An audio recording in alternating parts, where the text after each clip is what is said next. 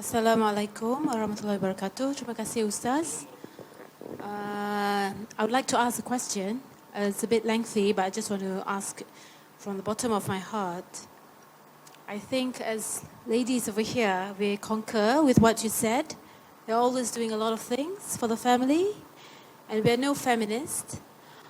However, we're being pushed right to the corner because we feel that there's no choice. Yeah? So I would like Ustaz to actually give an opinion about why the men today, particularly why the men? Why the men? Tak maaf, bukan semua orang lelaki-lelaki, tapi kebanyakan lah, ya, yang kita nampak pada hari ini terlalu amat depends a lot on the wife to actually run the family. Unfortunately, that's my opinion. Not all men, yeah. And why is it the youth today, most of our Malay young youth, boys, ends up in jail, ends up in drug prison and all sorts of things. So I just want to know, is it because of the nurturing? Is it because of the environment that everybody has to stay in pigeonholes? Is it because the government is not sensitive to the needs of the community? Or is it because how the Ustaz and the Ustazah and all of us teach Islam the wrong way? I mean, could you please comment on that? Because personally, I think men today in Malaysia compared to our fathers are deteriorating. Thank you. I will concur 100% that this is the exact same observation that I have.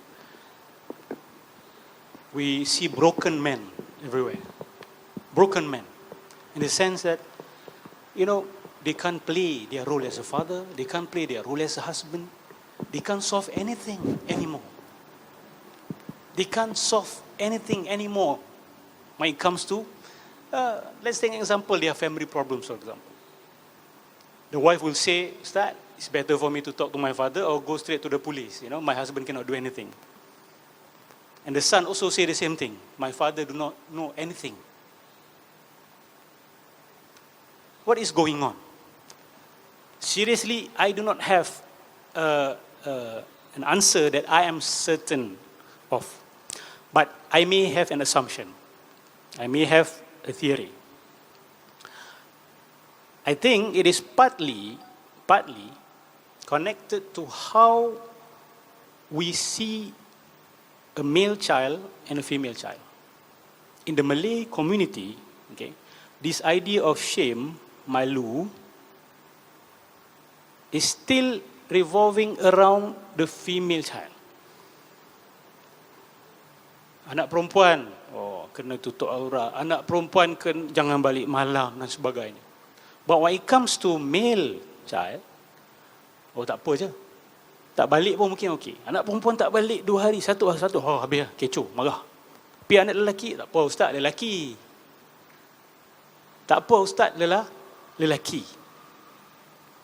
And sometimes there is a lacks in building a male child, you know, in terms of giving them responsibilities, in terms of being strict with them.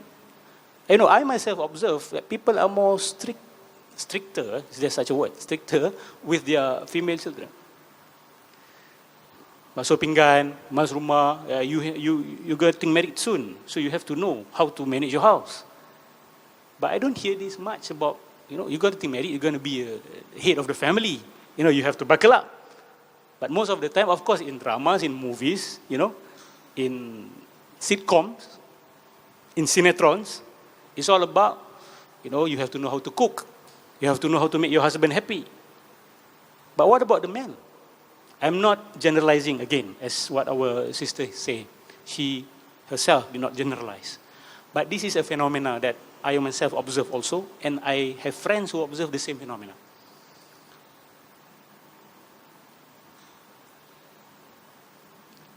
Do we accept this fact that man is the head of the family?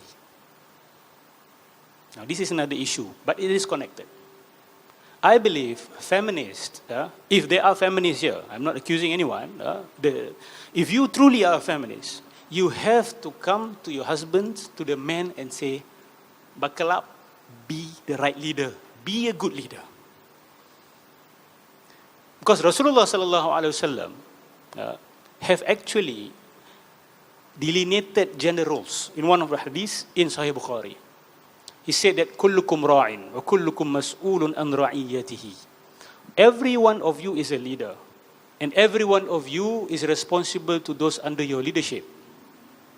And then he goes on to say that man is a leader to his family, and he is responsible to his wife and his children. And then the Prophet said, the women, they are the leader of the household, in the sense, the house and the children, not the husband.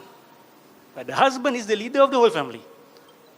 So the gender roles are clearly delineated. I'm not sure when was the last time you hear this hadith. Do men realize that they are leaders? That if there are problems in the house, they are responsible. If there are problems in the house, they are the first person who must stand up and solve the problem. Maybe also because it's easy to call the police today. You know, in the olden days, the ketua kampung or the father or the grandfather must settle the problem, right? You can't wait for the police to come. The father, the grandfather must take up arms sometimes. Have to take the kres, have to take the parang. He have to stand up and defend the family against the robbers. But today, no, we call the security guard. So the father and the grandfather just sits back and call the he is the one who's calling the security guard. When the wife and the children is sick, in the olden days, it is the father who treated them first. The father knows at least some medication, you know, some traditional medication, how to treat a feverish child, you know, if a woman is sick, how to treat them. But today, no. Clinics, hospitals, straight. So fathers do not need to know anything about this. I'm not saying we do not need the police, we do not need the hospital or the clinics, but we are maybe over-relying on this. Man becomes broken when they feel that they are not needed. Man becomes broken when they feel that they are not needed anymore. Trust me, answer me this question truthfully. When do you need your husband? Need. Of course, you don't tell me I need his love. Okay, that's besides the point. Need, in order to live in this world. You can work. You don't need his money anymore. Many women lah, not all, okay? Some women even tell me, Ustaz, I don't know why I get married. I can survive without him. He is the source of my problem. You know? I can manage my own life. I am taking care of the children. I am taking care of him. Why should I get married, Ustaz? I don't have an answer to that lah. So when men feel that they are not needed, so my suggestion is this. Even if you do not need your husband, make them feel that they are needed. Even if you do not need your male child or your anak lelaki, make them do things and appreciate them and say, I need you. Without you, these things will not be solved. Without you, the house will not be in a good state. Man becomes broken when the wife does her own thing, the children does their own thing, the man will sit in front of the television, the newspaper with their coffee, and they do not know why they continue on living. Many of them fall into depression also. Okay, some 60s, 70s. Many people who are very important in the society, the moment they get old, when no one needs them anymore, they fall into depression. Because it's very important. Men have ego, high ego. Ego means you need me, but I don't need you. But the moment they realize that no one needs them, a part of them dies. In fact, a significant part of them dies.